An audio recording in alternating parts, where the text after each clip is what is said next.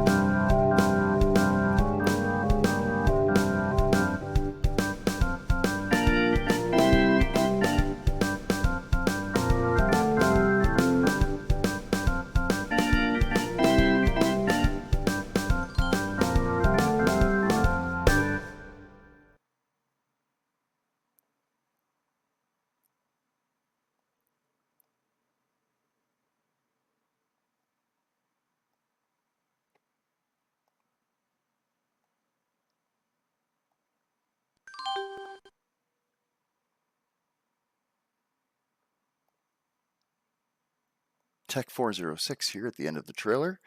Just wanted to mention that I had troubles getting any wallpapers to properly work on Caldera.